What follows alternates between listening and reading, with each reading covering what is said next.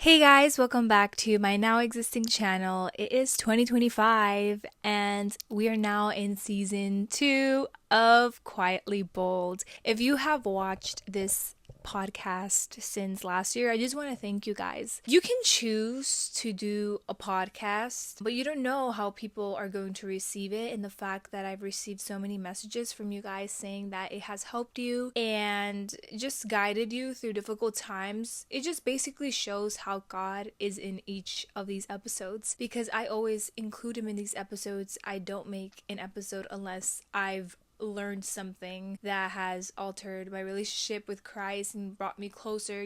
I don't make these episodes just to make them. I make them for a purpose. If I was going to make this episode, I wanted it to be during the right circumstances, and I feel like I can talk about it now because I have healed and grown from the stage that I'm about to talk about now. Without further ado, let's get started, right? Before I got saved, I found forgiveness a very hard, touchy subject. I've had a lot of loyalty issues in the past with friendships, actually, and I've, become emotionally attached to friends by being vulnerable and just giving my all to these friendships, and then just seeing that being broken by lots of people just made me want to be more guarded. And so that's what I have carried with me since then in middle school, before I had Christ, right? Having these trust issues, not being sure whether I should trust someone or not. When I accepted Christ, forgiveness was something that I learned is something very rewarding. This honestly might be a therapeutic chat, but we will always keep Christ in the center. It's kind of a testimony as well, because I definitely want to include testimonies in these episodes. So to start off, of course, I always have my notes in here, so if you see me looking down, that's why. I want to talk about my personality change. It's insane that every time I watch each episode, I started off as a very shy, anxious girl, and then from the most recent episode, I became more bolder, which is what I asked Christ. I told you about my past. I had not anger issues, but I was very angry all the time, and I couldn't forgive people. I know the 16 personalities is kind of controversial in the Christian community, because it's you can't really rely on that stuff. Your identity should be in Christ, and I have learned that. I've always been interested in research and things like that. I've been a very curious person, just seeking knowledge as always, which I mentioned was also prophesied over my life in the first episode, that eventually, when the timing is right, God will give me the spirit of knowledge, and I just see that connection so much. But anyways, I've been an INFJ since I became a Christian for a while. One of the rarest personality types ever, and I love that because I'm wow, I'm very empathetic, but then again, people pleasing, things like that. I went back on that site to take the personality test to see if I was still an INFJ, because I was so curious. I felt that drift in my life, me becoming bolder, and then I got ENTJ 3 times. And I said to myself, is this good or is this bad?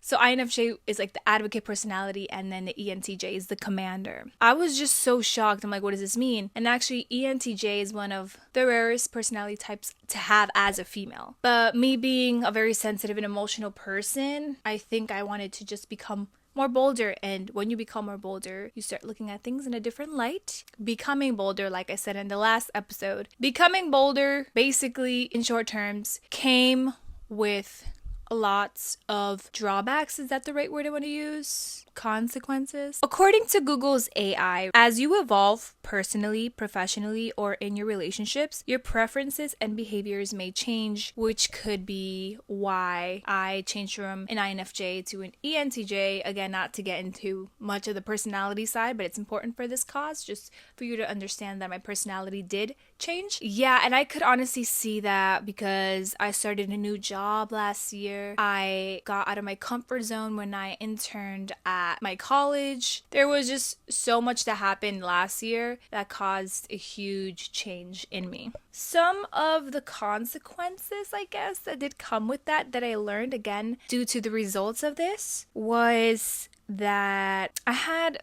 difficulty learning how to manage these overwhelming, familiar, but nuanced emotions. Some of these emotions that came as part of being and becoming more bold is anger. Sometimes you get flared up, especially in discussions. I had a hard time controlling my anger last year. Unfortunately, becoming bold can sometimes make your ego grow a little bit, and not always for the right reasons. So I just found myself having kind of like a huge ego in the sense of thinking that you're right. But it also came with positives, not to, just give you the negatives. I want to be real with you and actually tell you the truth about how, like, being bold can come with pros and cons, and you're just going to have to learn how to navigate it. But of course, Christ is going to be with you. Some of the pros was that it gave me confidence. And I didn't notice this until we were just taking like BuzzFeed quizzes, right? Like, oh, what type of Disney character are you? I don't know. And I got a character that was very bold and confident. And I was like, I am not confident, I told my friend. He was like, oh, you're oblivious because you are confident. I'm like, really? He's like, yeah. Every time you lead a project or you execute something, you have very much confidence. And I was like, I never thought of that, because to me, confidence was being comfortable in how you look, appearance wise.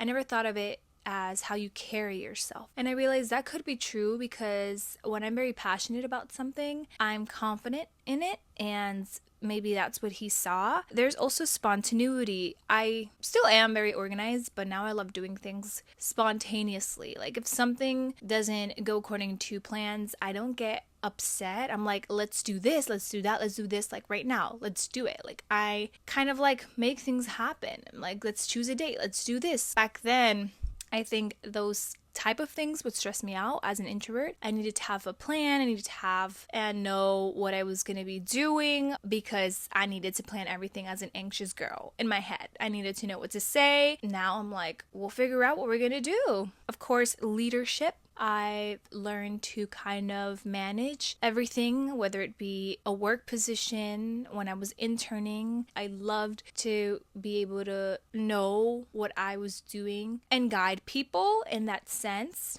It's like a mix, right? I do think I'm very more outgoing now, and I love talking to people and just striking conversation, and it does come a little bit more natural to me. But at the same time, my social battery does die quick, and I love my privacy and I love my alone time. So it's a little bit of both, but I hear people who are extroverted say that it happens to everyone, where you just want a moment to yourself after so much socializing. I met a lot of new people, but again, with my old friendships, some of them unfortunately went away. About me losing friendships, back in the day, now going back to my middle school me before knowing Christ, I would have revolted, been so upset, would have posted shady things on Instagram about losing a friend. But this time around last year, I felt calm. I think part of it has to do with the fact that I let God handle every situation. I trusted him and I gave him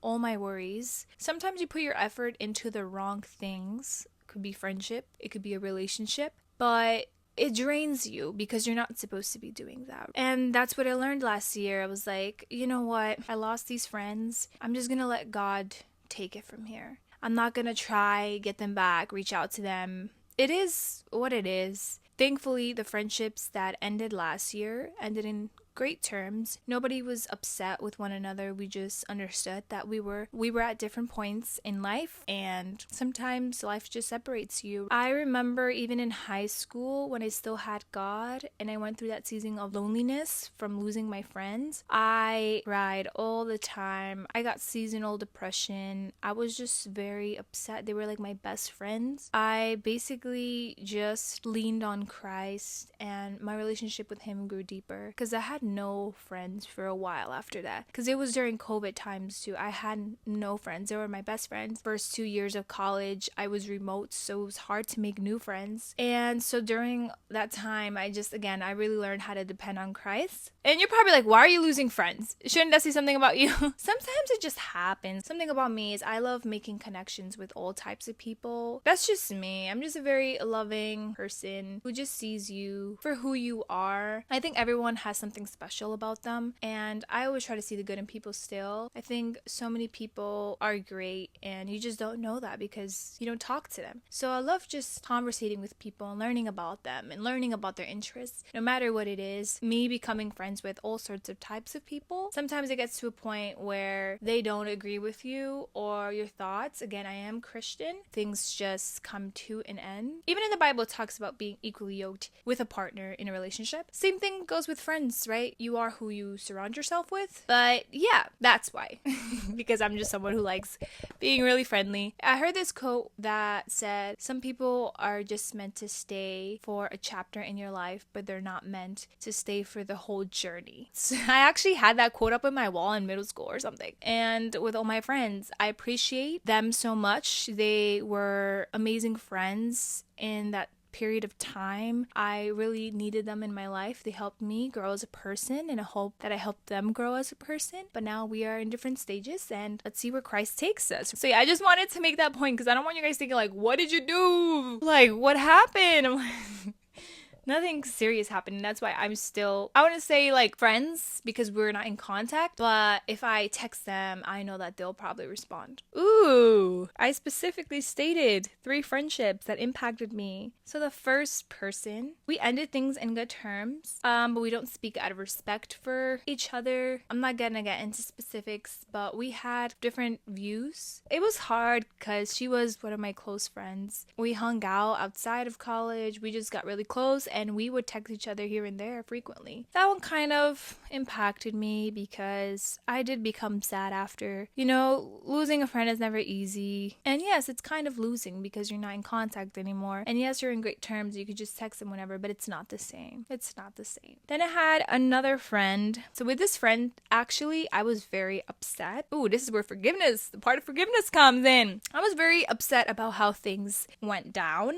And for a while, I didn't talk to them because I was like, not that I had a huge ego, but I was like, it's not fair. I always have to apologize first as the Christian, right? And I was like, I didn't do anything wrong. If I did something wrong, I would know, but I didn't do anything wrong. So for a while, we didn't talk, but I've known this person for my whole life. I reached out to God and I was like, God, tell me what to do. And sermons I would hear about forgiveness, all these types of things, and I would just be in prayer about it. And God told me to apologize, not for myself because I did something wrong, but for him. And when I did apologize, there was freedom. And I was honest. I didn't lie. I said, I just wanted to apologize. I felt it in my heart to apologize. You know, we are very great friends and I care about you. I wouldn't want this friendship to end because of a disagreement. I'm sorry if I said something that made you upset. I don't think I meant anything with bad intentions because I didn't. If I said something that hurt you, I just want to apologize. Let me actually pull up the chat because now that I'm getting into specifics. Ooh, I said there might be a disagreement between us, but I know who you are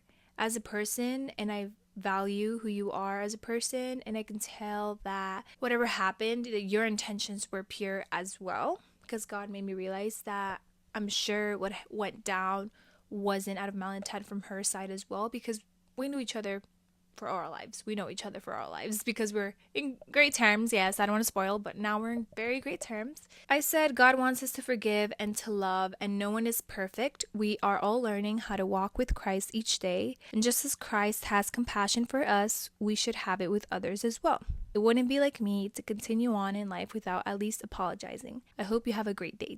I felt so much freedom after that because I said, whatever happens in the end, if she chooses not to accept my apology, I did my part. I, in my spirit, felt that I needed to apologize, and I did. And there's freedom in apologizing. There really is. You cannot serve and be angry, and that's true. Last year, I was leading. I couldn't serve Christ in church and know that I was upset with someone, especially if that person also went to my church. Imagine like serving Christ and you see that person and you're not talking to them. Like, you know, there's a verse about that. Ooh, I found it. Yes. Okay, so it says Matthew 5:23-24. Therefore, if you are offering your gift at the altar and there remember that your brother or sister has something against you, leave your gift there in front of the altar. First go and be reconciled to them, then come and offer your gift. Boom. That is exactly the verse that was in my heart for the longest. I was like, how am I up here singing, worshiping Christ, and I'm upset with someone and I have not apologized or asked for forgiveness? And we were pretending that everything is fine, but in reality, we're not okay. And Christ knows that, you know? How am I worshiping him, pretending like, yes, glory to God, and I'm upset,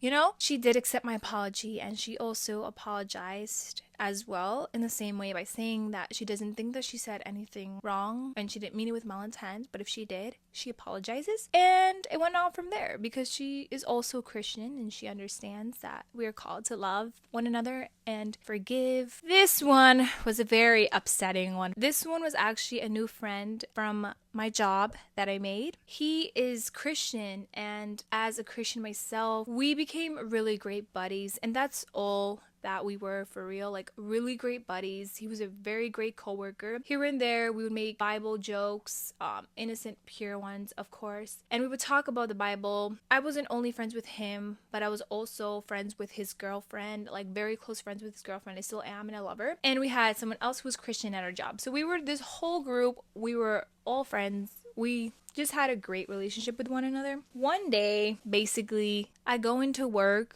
and he just ghosts me, like full on ghosts. I'm like, what's going on? I was very upset. Not because he wasn't talking to me, because I'm like, did I do something wrong? Like, and in that moment, it made sense why he was upset, and it was not about me. It was about for other reasons. For almost like a month and a half, he didn't speak to me, ignored me, and we were also in the same position in our jobs, so we would have to interact and conversate with one another. But again, he would ignore me and he wouldn't help if I was struggling. I gave him the same energy. Unfortunately, it got to that point where I was like, oh, so he wants to be childish now. Okay, he's older than me. Aren't I the one who is supposed to be childish because I didn't do nothing? I don't understand. The thing about me is you can be a girl or a boy, but it would still impact me the same. And it's not because of a gender thing. It's not because, oh, you probably had a crush on him. I just genuinely care for everybody, regardless of the gender. And to be ignored and having to go to work every day knowing that someone is upset at you and they won't even talk to you and you don't even understand why, it's very upsetting and frustrating, especially if you work close together and you don't receive help anymore. It's like you walk past someone, nothing, just completely disregard your existence, like you're not even there, no eye contact, whatever. I'm like, oh, how did I ever get to this point? Like, let's keep professionalism, right? In my mind, I still kept things professional, but it got to a point where I got very upset that I would just like completely ignore him, and I give him back the same energy, and I would not say hi to him. I would go do my job and be very upset, and I would like hand things to him, like not look at him. I would still pray for him because his girlfriend, who's also my best friend, I used to not like throwing that word around. I used to be like, a best friend has to be like someone who's like my best friend, having trust issues in the past. And so I throw that word around now. But yeah, she's like one of my besties. She spoke to me about what's going on in his life. So I kind of had mercy on him after that. And I was like, all right, I won't give him back the same energy. I started being more professional. I started having like conversations, and he did respond because we're working together. For all these friendships that ended, it does hurt. I'll just update you a little bit. Now everything is great. There's no like awkward tension anymore. He conversates, still talks to me about Bible things. So yeah, just learn to have boundaries is important, especially when it comes to opposite gender friendships as well. I learned that it's not the same as having a friendship that's with a girl. Like, there needs to be boundaries, especially with the opposite gender. And I learned that because something about me is like probably TMI, but I have strict parents, but in the best way possible. And so my mom didn't like me having guy friendships for the longest. I mean, I didn't have a real guy friendship until probably like the end of high school going into college. Like I was terrified talking to guys. But then I had to learn because that's life. And when I did learn, it was nice. I'm still constantly learning here and there, little things. Sometimes you can't speak to a guy the same way that you speak to a girl, unfortunately, because there will be misunderstandings and stuff like that. And nothing questionable happened, nothing crazy happened. I obviously respect my best friend and his relationship. I love them. I think they're cute. I literally pray for them. I love and I appreciate my friends when they are in love and they tell me stories. Like, it's so cute, right? And I hope I explained this in the best way possible. It's because it's hard explaining why you would feel hurt from a guy friendship without people initially thinking that it's because you like them or something. And I'm just trying to set that boundary. I'm just trying to make that point that there was nothing. It's just something personal and deep. I hope you understand what I'm trying to get across. I don't want to keep rambling about this. We're great coworkers now. We keep things professional, but God amended that and he really helped us learn with time. You just grow and you heal. The reason why I didn't ask for forgiveness in this case, or the reason why I didn't have conversation with him, it's because God wanted to mend that friendship in a different way. You know, again, nothing dramatic happened between us. It was more that he was going through something personal in his own life and he took it out on me. So maybe God in his own time made him realize that he was ignoring me or being hard on me and he shouldn't have taken it out on me. And God also showed me that I shouldn't be treating him the way that I was. I should have been more empathetic towards him. I kind of see why I did, because it's wrong to ignore someone like that, right? And pretend that they don't exist. That's kind of messed up. But again, God just helped me grow and heal from that, made me understand it's not that deep. And it's different when it's also a coworker, because we don't talk outside of work. I really appreciate Jesus Christ for that. Sometimes you're like, God, why is this friendship ending? He just shows that it's for a reason. For different reasons, I have lost friendships. In the past, it was because I was a people pleaser and didn't like who I was, the real me. In the present, it's because I just became a very friendly person. I know there are certain Christians who are very strict and they won't have friendships that are not one that would edify them, I guess you would say. That's a word, right? I couldn't find the verse that I was looking for. Not even AI could find the verse that I was looking for, and that bothers me. But I did find something else. Colossians 4:5-6 says, "Walk in wisdom toward outsiders, making the best use of the time. Let your speech always be gracious, seasoned with salt, so that you may know how you ought to answer each person." So each friendship is different, and the way you respond to them can either help them grow. You can be gracious, you can show them love.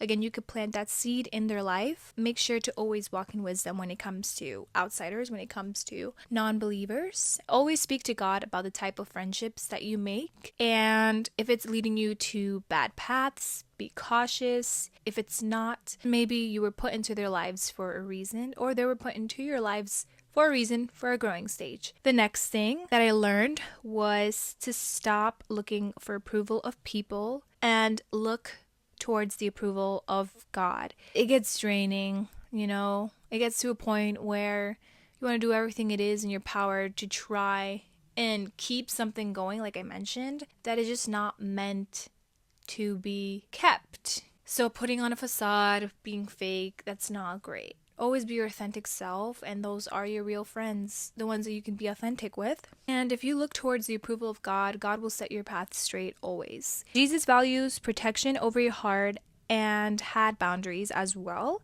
So there are many Bible verses that show that Jesus had boundaries, including Luke 4:28-30, Matthew 16:23, and John 11:1-45. Jesus had different levels of trust with different people. For example, he didn't rush to heal Lazarus, even though many people thought that he should. Jesus trusted in God's will even when facing the cross. He didn't force things. The most important one is that Jesus said no to inappropriate behavior and confronted wrong behavior. So in Luke 4:28-20, Jesus didn't try to convince a crowd that he was the Messiah when they tried to throw him off a cliff. So this is an example about the boundaries that Jesus had. Having time of reflection is a very important one as well. Jesus took naps, ate healthy food, and walked a lot, and he also withdrew from crowds to pray. So we're coming to an end now. This was kind of like a long one, but again, I wanted to chat with you, and I also wanted to give you what the Lord has been putting in my heart. That forgiveness will set you free, but it has to be with true intentions. I was reading John, and I finished reading John, and the story of Judas and Jesus in chapter 13 of John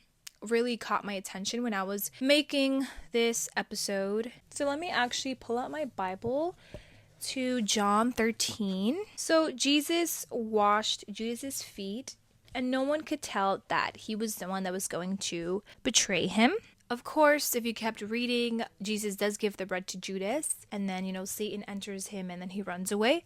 When he washes Judas's feet, no one knew that Judas was going to be the one. So already Jesus set such a great example for us. We have to be so chill with the people who turn against us or leave us that no one will suspect a thing. Wow, I totally forgot about that point. It's so real. I never mentioned my problem with the coworker to any of my other coworker friends because I said, no one needs to know about this but the Lord. Because then you're going to escalate a problem that shouldn't have been a problem to begin with. And that's not necessarily the case for every single problem. Sometimes it's best to speak to someone. But in this case, I felt the Lord saying to keep things in private, right? When I got to that point, it really just spoke so much to me. And I realized that I'm glad that I have that example of Jesus, that he didn't let nobody else know what was going on between Judas and him. That was between them. And I think that's one of the best decisions, because then Christ ended up fixing that problem that I'm glad that I didn't mention to anyone, because it's not a big problem to begin with. Because sometimes it's like, for example, when you have a friend that tells you their side of the story, but you're also friends with the other friend who is upset with them, right? You don't want to always trust a one story. It's always two stories, and you have to respect both of them, because you don't know what went down, you don't know what's going on. So just because you're friends with the friend that your friend is upset with doesn't mean that you should stop talking to the friend that your friend is upset with. You have a different relationship with the both of them. Not that the friend did bad and telling her side of the story, because there's something so beautiful about sharing your emotions, and I think everyone's emotions are valid. Depending on who that friend is telling the story to, that person could either be like on the friend's side that's mad at the other friend. I know this is so confusing, I should have given names, but then she could be like, yeah, I'm not talking to her anymore, I'm with you, blah blah blah. And it's like, we're not supposed to cause division, because you don't know what's going on. We're supposed to love one another. And I hope you understand that the analogy that I'm trying to make, right? Because the disciples were friends with Judas, and Jesus never said anything about what Judas was going to do to him, because he wanted the disciples to have that respect and that love for Judas, and he didn't want what's happening to them to get into the way of their friendship. People will treat you different if they know what's going on. Judas made his choice, and that was between Jesus and him, and Jesus knew that Judas made not necessarily the best choice, but it was also a part of God's plan. Like, because Jesus' mission on earth was to die for our sins, how he was gonna die is a story in and of itself. I quickly had to switch cameras because my other camera died, as I was saying, so how he was gonna do it is a matter of the choices that were made in the past. Because I'm trying to understand free will, and I'm generally a very curious person, and I'm like, could there have been redemption for Judas like how there was redemption for Peter? God used those choices for his plan. Judas betraying him, Simon denying him, Pilate sending him to be crucified, essentially led to the crucifixion and the resurrection.